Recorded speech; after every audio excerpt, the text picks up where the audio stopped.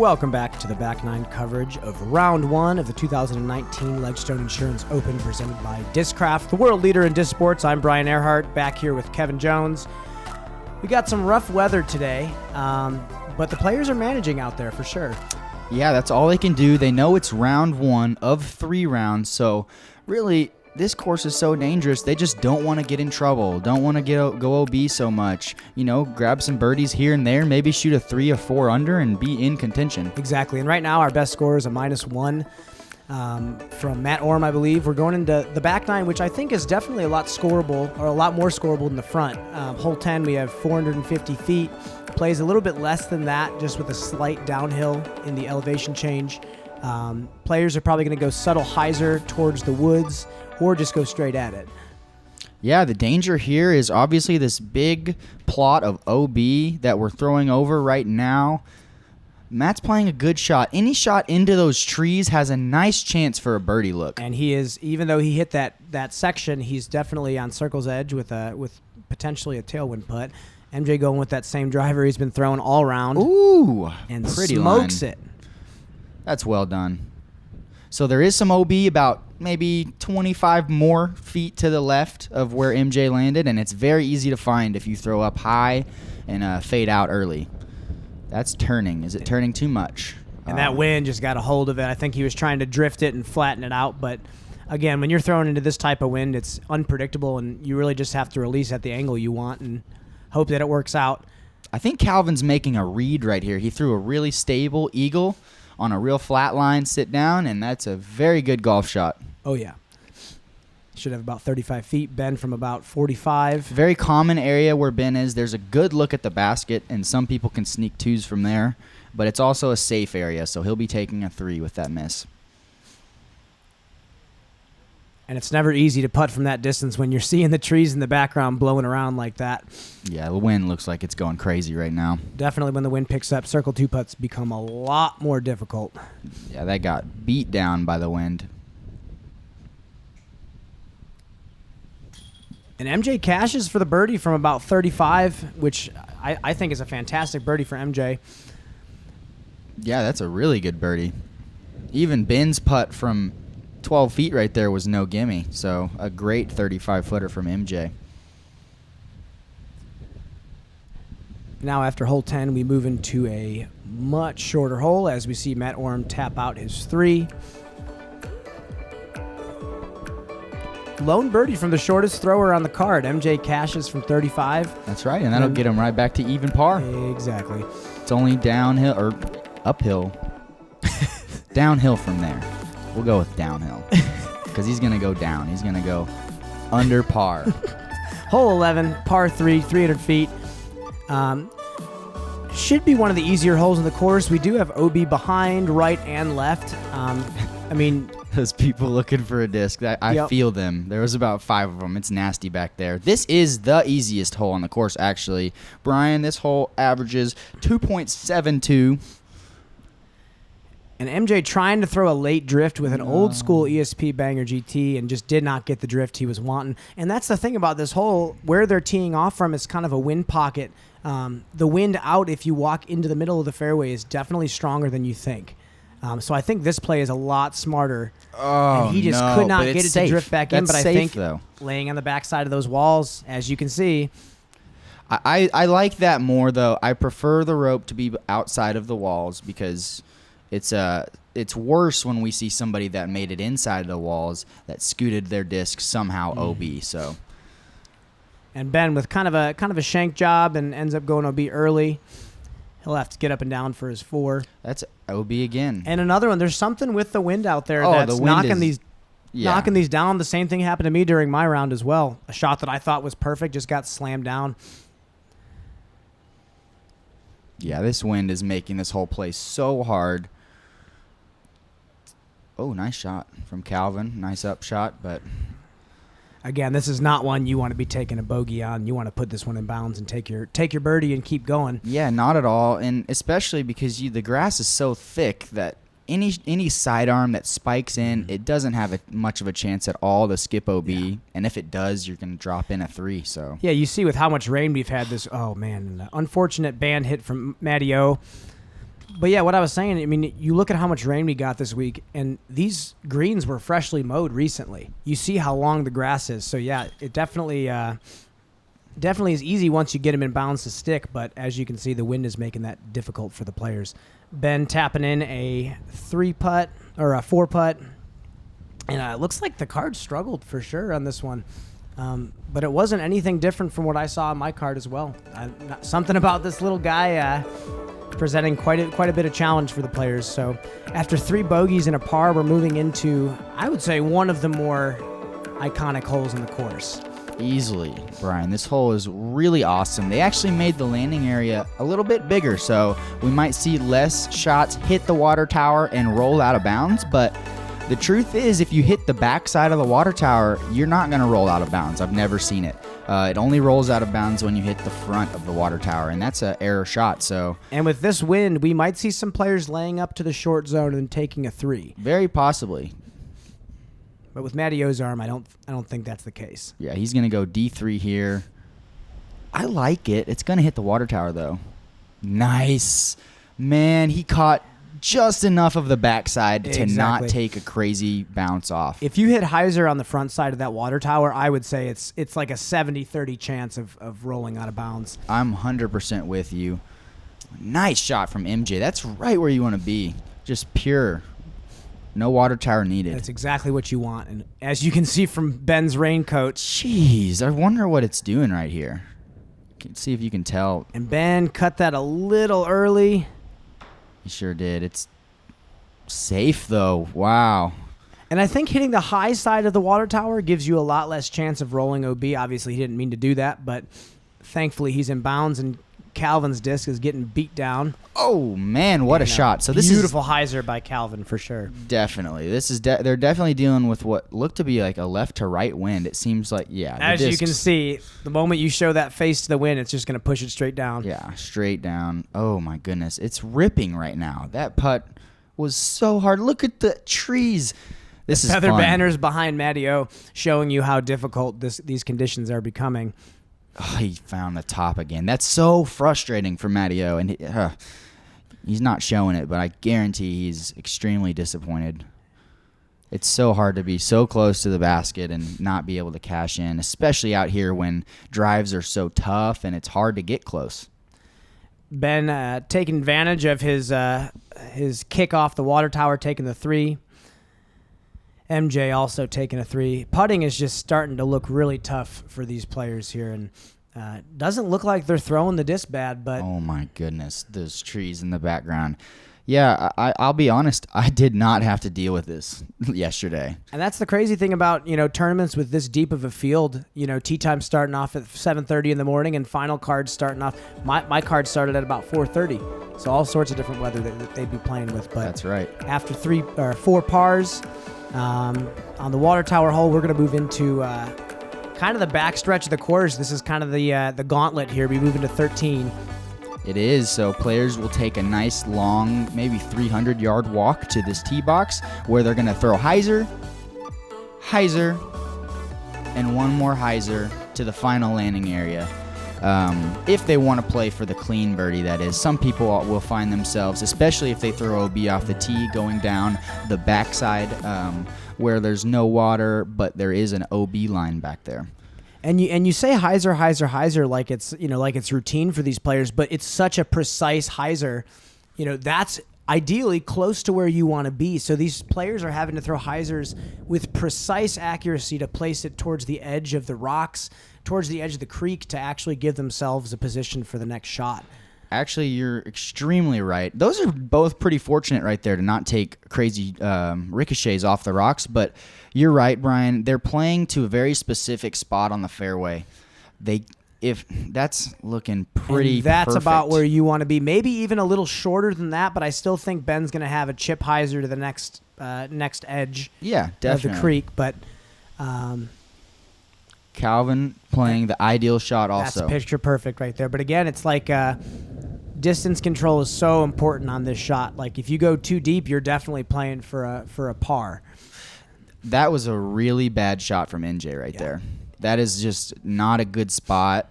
Not a good mistake. He's going to be right behind that tree when he needed to go all the way around it like Maddie's doing. That's super committed. That's hard to do. And that's got to get up.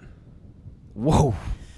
Looks like he landed right where you wanted to land and actually got nice little and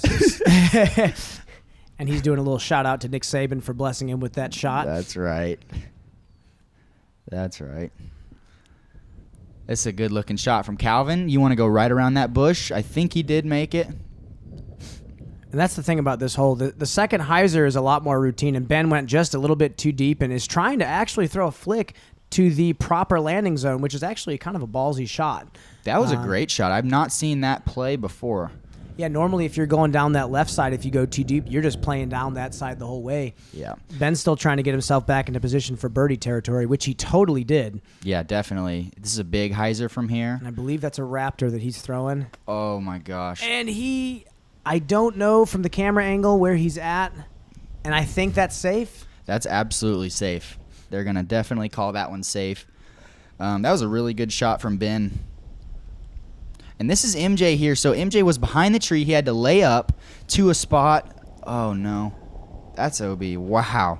Yeah, MJ had to lay up to a spot to where he thought he could get up and down for his par, and he was in a good spot. That just, honestly, that took some weird action off the ground. It did. And playing hyzer angle into the slope, that's what I'm saying. You're playing into a downslope. Holy moly. Anytime you come in spike hyzer like that, you're rolling the dice. And as you can see, Matty O rolled snake eyes on that one. He's going to not like that. That's his disc, Amari Cooper, again. And again, the ground play presenting itself with even Calvin's shot coming in on that spike hyzer. This hole's playing extremely hard right now. I haven't seen discs land like that much. It really goes to show how much wind is out there, and especially just being right on the lake. It's super intense. And with it being a par 5, in these conditions, it actually averaged a 5.67. So we're seeing a lot of bogeys, double bogeys out there. Definitely. But again, if you can place that first drive, on that landing strip, your shots at a birdie are very high. Yes, the drive is so important. You're very right. Whew, what a putt by Ben. And after just being safe, Ben drills the straddle putt uphill. Much better to be looking uphill at this basket than downhill. Yeah, we didn't even say anything about those putts that Calvin and Matt were facing. Those are death putts, 100%. And magnified times 10 with the conditions being so sporadic as they've been. Yeah. So double bogey there for MJ. And that's definitely a tough hole. And as you can see, a 7, a 6, a 5, and a 4, showing how challenging the hole is and how many different types of scores we're seeing out there. Moving into 14, definitely a more gettable birdie than the last one we just played. But what's the shot here, Kev? You're going to see a lot of players throw low fairway driver to right over this little ditch/creek kind of area. I'll point it out in just a second. And then they're going to go hyzer to the next landing area, looking for something in the circle. And All Ben right. throwing the brand new Onyx from Discraft. As you can see, this thing glides like crazy. And that is picture perfect. Yeah, such a tasty shot. And he got right over the ditch that I was talking about. Calvin's got to get lucky This on this is so one. sketchy. Scoot. And that's the thing, when you're pushing a disc downhill with that much speed, even a stable disc can turn understable real quick with the nose being pushed down like that. But as you're seeing with Matty O's shot, that's why this tee shot's so tough. If you get the nose up, even if you put it out there, it's going to catch air and it's going to move left out of bounds as well. So it's such a touchy shot. It's very delicate. You're so right. MJ playing a really soft shot to that middle zone. And he'll have a longer shot at birdie, but definitely a look. Okay, so this is decision time for Calvin. This is very similar to the par 4 after the baseball field hole. So that would be hole 6, I think. Yeah, this is extremely similar to hole 6, where he goes for that shot, and he has that in the bag. And MJ's been kind of crushing this round, even with the rain. He was pretty far back, and for him to be on the edge of circle 2 is not too shabby.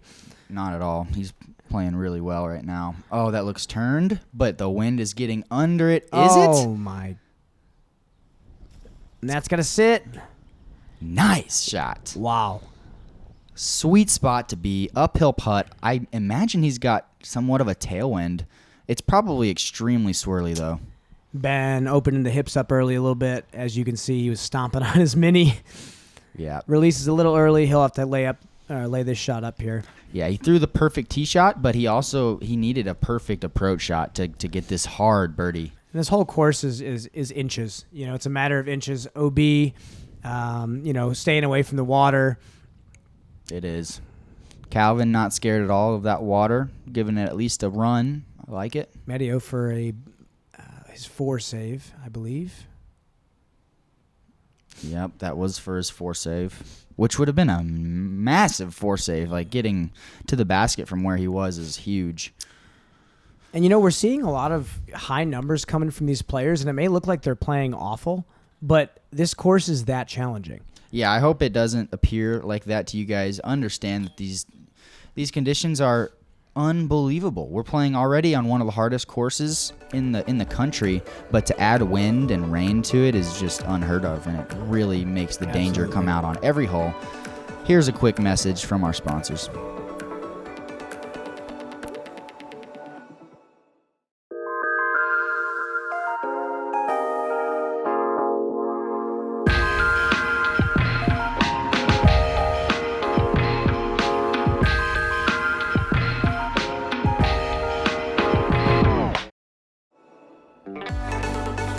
Moving into hole number 15. 315 feet uphill, plays about 330, I'd say. You see a few different types of shots coming in this hole, especially from right-handed players. We have OB behind the basket and all around the left side. Depending on the wind, what are you doing here, Kev? Right now, I'm liking the turnover shot because you can really blast a mid up there, and it's just kind of easier to get the distance. The forehand and Ben. Yeah, that was pretty awesome. Landed about 30 short with a beautiful drifting left to right shot. MJ, I wonder what he's throwing. That's a Mantis. He definitely threw that a little flatter than he'd like to. Yeah, with the wind and everything, that would be a really good shot to get a fairway to the right area. Oh, yeah. And it looks like all of them are throwing fairways. I know Ben threw an Undertaker there. Calvin looked like he threw potentially an Eagle. Oh, they're for sure dealing with some wind, I bet. You also see a lot of people do a flick on this hole, and it's there, and it's a really good idea. It's just really hard, and it's a very, very high-level shot. Definitely. And as MJ lays up a forehand, I think Matteo is going to do the same. He was potentially giving it a go. Oh, that was absolutely a run. And the wind just absolutely snatched that disc up and threw it away. Calvin snags the birdie after throwing a long flex shot. Ben's got another tester here. Smooth.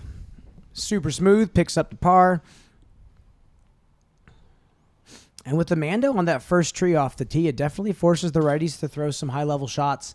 This is definitely, as much as it's 315 feet, it's not any bit of a gimme here. Yeah, the Mando is really necessary here. It changes up pace of play. And it prevents the players from throwing 90%, hyzers. Yeah, exactly. So, makes them throw a different shot.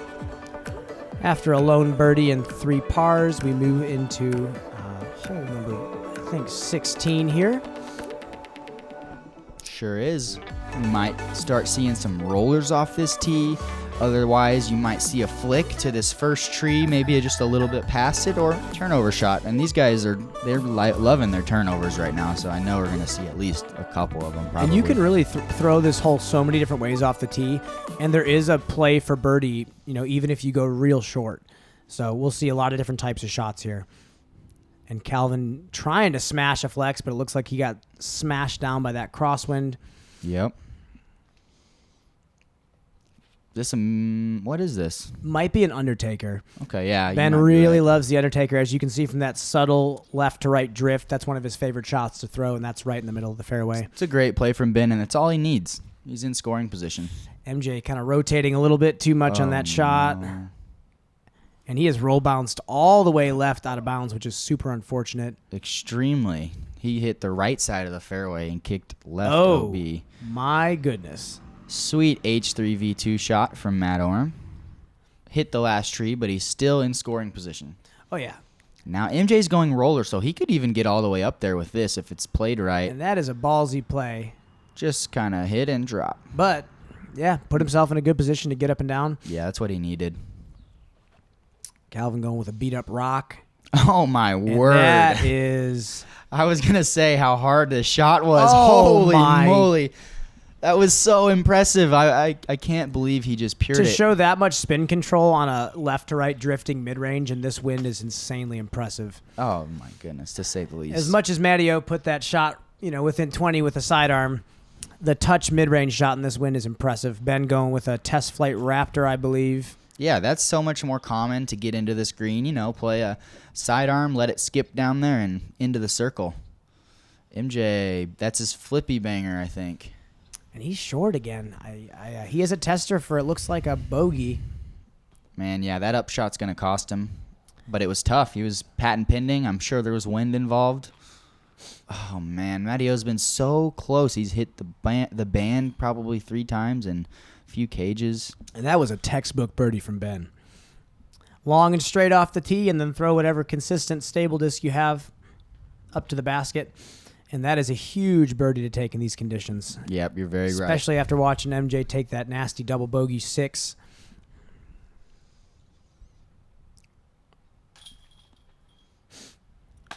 This hole's awesome. So we didn't see any rollers, but rollers can get all the way up the fairway on this one. Oh, yeah. And especially when the wind calms down, you'll see a lot more rollers here. But even with the conditions we've been presented with, 2 birdies, a par, and then obviously an unfortunate 6 after that terrible row bounce off the tee from MJ. Moving into the treacherous hole 17. Yeah, hole 17's awesome. Players are going to be practicing this hole plenty of times before the tournament, and what they're going to do is they're going to figure out what's the most repeatable shot for me. What shot can I throw on the same angle every time, even no matter the wind, and get on the island safe, because this is a 2 or a 4. Absolutely. Calvin, I'm thinking, what is that, a Firebird? It's either a Firebird or some sort of stable eagle. I know he's a big fan of the eagle, but I like the play for righties to go hyzer and try to play along the landing strip instead of play to it. Yeah, it does shape nicely. It opens up the green a little bit more, and Ben puts it in play as well. Matteo going X1. And I like this. You push it out with something fast, and then once it runs out of juice, bang! That really can be the play in the hole, is to try to ace it. That's with a how sweet soft shot. the grass is by the basket. Is he throwing a putter? That might be a banger. I actually know that's a banger. That's an old school ESP banger, and he squeaks it in bounds. Gosh, MJ to throw a putter on this hole. That's exciting. That was awesome.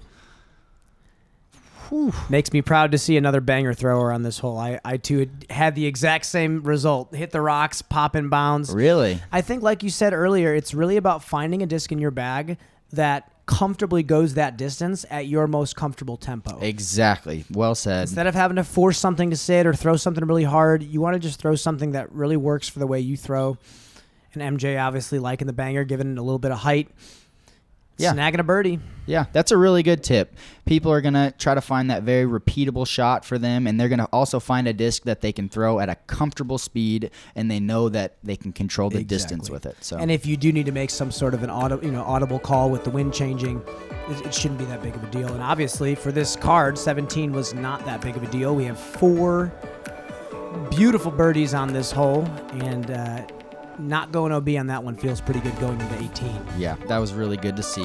Hole 18, very difficult par 4. Takes such a good tee shot to get in scoring position, but also tons of variance here. Like, there's tons of ways to score. One way being a roller blasted all the way up as far as they can get in the fairway. I've found that, if you kind of fade out a little bit right early, you're not going to really have much. But if you fade out early left, you can slip in like a sidearm or some turnover to the green. And that was massive. That's massive, but I guarantee that's a very, very hard upshot. This fairway is really challenging. I honestly think the optimal play for a righty is throwing a roller, trying to blast it as far as you can. Because of how treacherous the line is, the fairway shapes, or it slopes right to left towards the water too. So a lot of shots. Darn, I hate to see that. But he has relief. He could take relief there. He can. MJ making a common mistake that a lot of players throwing the air shot are going to do. They're going to yank it a little bit right, and that's going to give them pretty much no look at a birdie. And Ben going with a massive hyzer. I actually think, and I might be wrong. Okay, good tree. His disc, he threw a kind of glidey disc. I actually think that disc was a super lightweight ESP Nuke OS from a long, long time ago, 2011 Am Nats. We just saw Matt Orum with an awesome shot, I'm pretty sure. He put himself at 35 feet, and he was in that short left area that I'm talking about. That's a green zone for sure when it comes to the birdie play. Yes. MJ going with his signature banger. That needs to sit, and it definitely did. You think Calvin's going to put this in? I think he's running it. Oh, man. Almost a good tree kick. Yeah, nice help.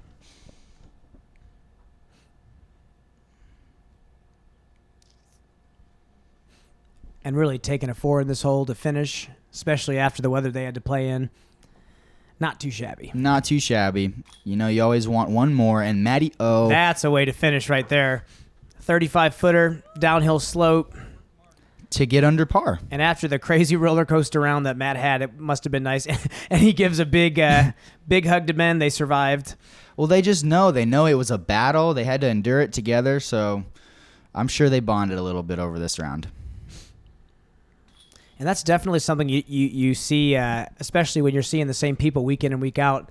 Anytime you go through a round like this together, you definitely become better friends. Yeah, you sure do. And that was, despite the bad conditions, we actually saw a couple of decent scores come out. Ben and Matt Orum popped off a 1 down. We see Calvin and MJ struggle a bit with +2 and +5. But again, we have 2 rounds left, and stay tuned. We have Paul McBeth in the lead with a scorching 11 down, and that is going to sit him with a 4-stroke lead over Alex Russell. We have a big day of disc golf today. Yeah, ideal spot for Paul, no doubt. He's going to come out swinging today. I'm really excited. Thank you, everybody, for joining us. Really hope you join us for round 2 also. And don't forget to subscribe to Central Coast Disc Golf. That's right. See you next time. See you next time.